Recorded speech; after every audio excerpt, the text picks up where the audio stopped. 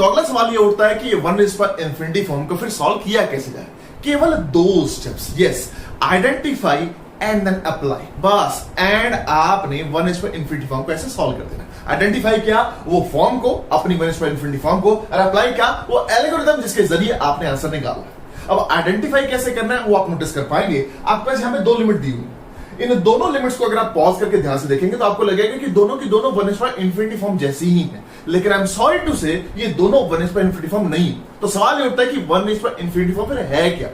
Notice कीजिए, मान लिया आपको एक लिमिट दी हुई, as x tends to a fx raised to power gx.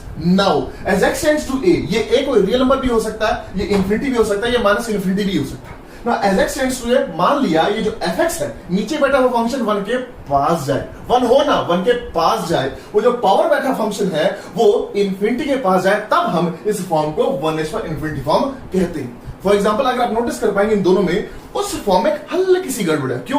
क्योंकि वन रेज़ पर x, आप x कोई भी रियल नंबर है, ये चीज आपके पास केवल और केवल कांस्टेंट फंक्शन वन निकल के आएगा और ये लिमिट आपके पास वन निकल आएगी।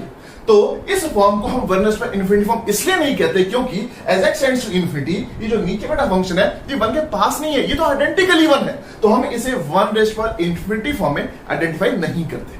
लेकिन इसे नोटिस कीजिए, as x tends to infinity, ये जो नीचे बैठा फंक्शन है ये वन के पास जा रहा है, ऊपर बैठा हुआ फंक्शन इंफिनिटी के पास जा रहा है, तो यस हम इस फॉर्म को वन रेज़ पर इंफिनिटी फॉर्म कहेंगे। अब जब आपने आइडेंटिफाई कर दिया तो एल्गोरिथम क्या है? एल्गोरिथम में कुछ भी नहीं, सिर्फ एक स्टेप है। जैसे आपने आइडेंटिफाई कर लिया कि ये वाली फॉर्म वन रेज़ पर इंफिनिटी फॉर्म है, तो अप्लाई क्या करना, सिंपल, जो l, मान लिया लिमिट l है, तो ये लिमिट l निकल के आती है e की पावर में, आपने नीचे बैठे फंक्शन में से वन सब्ट्रैक्ट करना है, ऊपर बैठे फंक्शन के साथ इसको मल्टीप्लाई करना है और a के ऊपर लिमिट करके जो लिमिट निकल के आएगी वो limit l is equal to e raise पर ये लिमिट निकल के आएगी।